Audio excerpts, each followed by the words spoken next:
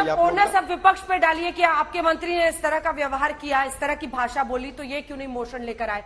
चुनावी भाषण में और सदन की भाषा में फर्क होना चाहिए।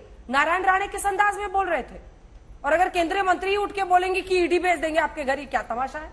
फिर तो साबित हो गया कि आपके पास वॉशिंग मशीन है। नहीं, ये बड़ी वहां में क्लियर कर दे। दानिश अली जी ने बार बार कहा ईडी आ जाती है, ईडी आ जाती, ईडी आ, तो वहां पर हंसते हुए मीनाक्षी लेखी जी ने कहा अरे बैठ जाओ, आ ना जाए कहीं। बिल्कुल वो व्यंग और हंसते हुए आपके यहाँ भी ईडी आ जाएगी। विपक्ष के लोग दानिश अली लाए थे, हमारे सांसद ने हमारे जाएगी, आपके यहाँ भी ईडी आ जाएगी। दानिश अली ने कहा ईडी आ जाएगी, ईडी आ जाएगी, ईडी आ जाएगी, तो उन्होंने हंसते हुए कहा अरे भाई बैठ जाओ, हल्ला मत मचाओ, एक्सपंज हो गया, इसलिए आपको सुना भी नहीं सकते। खत्म हो गई, एक्सपंज हो गया है तो हम सुना भी नहीं सकते हैं, वरना आपको लाइव सच जुबान पे आ ही जाता देते ताकि दर्शक समझ जाते। सच जुबान पे आ ही जाता। जल्दी बोलिए। अंजना जी, ये लोकतंत्र के लिए नारायण राणे की भाषा गलत थी। एक ये लोग नैरेटिव सेट नारायण राणे की भाषा गलत थी। देखिए, जो भी भाषा गलत थी या नहीं थी, ये विशेषाधिकार अध्यक्ष जी को है, ये विशेषाधिकार अध्यक्ष जी को है। भारत माता की हत्या भाषा सही है। अब मैं कह रहा हूँ, व्यक्ति की अंजना जी, मैं उत्तर दूंगा। हमने ऑब्जेक्ट किया, एक्सपेंज हो गया, इनको ऑब्जेक्ट करना चाहिए। अगर कोई कानून से देश चलाना चाहते हैं तो क्या सांसदों को उसके लिए कानून के अंदर में नहीं आना चाहिए? भारत में कानून का राज है, सदन के अंदर में भी कानून का राज है। आप देश में लोकतंत्र कह रहे हैं कि इसको मजबूत करना है, तो आप क्या नैरेटिव सेट करना चाहते हैं? अगर लोकसभा अध्यक्ष ने उनके गलत आचरण के लिए अगर उनको दंड दिया है तो आम लोगों में और सांसदों में कोई फर्क नहीं समझाना है, ये तो अप्रिशिएट करने वाली बात है। कानून सबके लिए अलग अलग नहीं हो सकता। अगर आप तभी तो सवाल उठा रहे हैं, विपक्षी सांसद पे ही कार्रवाई हो रही है। इसलिए विपक्ष में इसीलिए है ना अंजना जी कि इन लोगों की बिल्कुल कार्यशैली अलग रही है, उदारतापूर्ण रही है।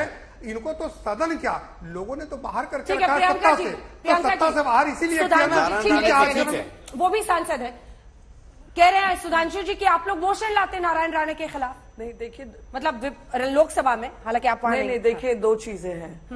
नहीं, अभी एक सेकेंड अंजना जी, एक सेकेंड, बहुत स्पष्ट तरीके से कहना चाहूंगी। ये लोगों को भ्रमित करने का काम हो रहा है। जो सुधांशु जी ने कहा, उन्होंने कहा प्रिविलेज मोशन लाते हम एक्सेप्ट करते। एक्सेप्टेंस कौन करता है? चेयर करता है या स्पीकर करते हैं? प्रिविलेज मोशन का स्पीकर और चेयर, जब हमारे यहां से प्रिविलेज मोशन गया उस दिन पीयूष गोयल जी के खिलाफ गया, उसको एक्सेप्ट किया गया? नहीं, खारिज किया गया। अब बात रही नारायण राणे की। अब आप अभी यहाँ एलजेपी के एक वक्ता कह रहे थे कि आम आदमी के लिए अलग होता है, सांसदों के लिए अलग होता है। तो आप बताइए, मंत्रियों के लिए कोई भाषा का वो नहीं होता है, बैलेंस नहीं होता है? और क्या स्पीकर को खुद ही इसके ऊपर कार्रवाई नहीं करनी चाहिए? क्या उनको नहीं कहना चाहिए? एंड क्योंकि आप राज्यसभा से हैं खुद सुधांशु जी, क्या चेयरमैन खड़े होकर नाम नहीं लेते हैं और फिर कहते हैं would you want to move a privilege motion? क्या ये हुआ आज? क्या ये नारायण राणे के लिए किया गया? और आप कह रहे हैं हमने ईडी के बारे में मीनाक्षी लेखी जी के बयान को एक्सपंज कर दिया। आप उनके बयान एक्सपंज हो जाते हैं और हमारे बयानों को लेकर हमारे सस्पेंशन हो जाते हैं। इस तरीके का दोहरा मापदंड जो हो रहा है, और मंत्रीगण खुद इस तरीके की भाषा इस्तेमाल कर रहे हैं। संसद के पटल पे खुद अमित शाह जी ने कल कलाबेन के बारे में क्या क्या नहीं कहा, कलावती जी के बारे में क्या क्या नहीं कहा, सरासर झूठ।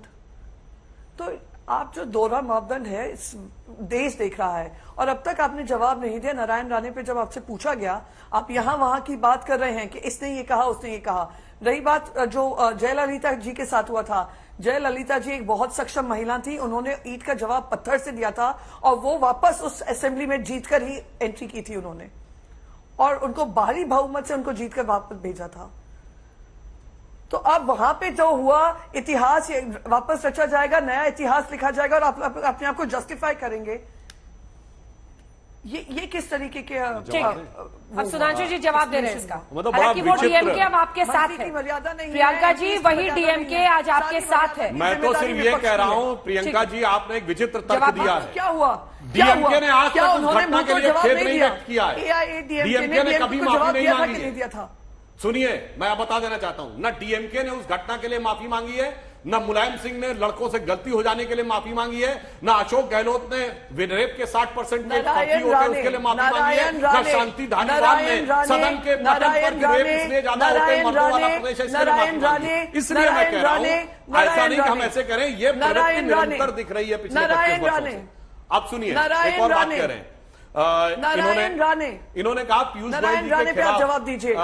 प्रिविलेज मोशन यहाँ नहीं वहाँ आया। की बात मत क्या करिए। मुद्दा था प्रिविलेज मोशन का पीयूष गोयल के खिलाफ? पीयूष गोयल जी ने वो सेंटेंस ही नहीं बोला था, रिकॉर्ड में अवेलेबल है। कांग्रेस पार्टी को गद्दार वर्ड कहा ही नहीं था।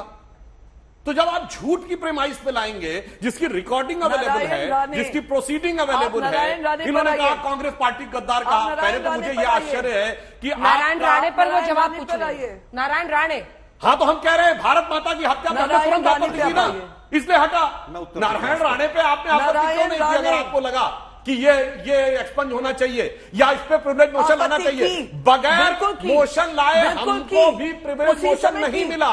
राघव चड्ढा, संजय सिंह, अधीर रंजन चौधरी भाजपा प्रिविलेज मोशन लाई, और ये कितना प्रिविलेज ट्रीटमेंट चाह रहे हैं कि बगैर प्रिविलेज मोशन लाए प्रिविलेज दे दिया जाए। गजब चलिए, है साहब। इतना तो तय है कि निलंबन की नई सियासत है जो विपक्ष के लिए नई आफत है। मॉनसून सत्र तो खैर खत्म हुआ, लेकिन ये ट्रेलर 2024 का बन गया।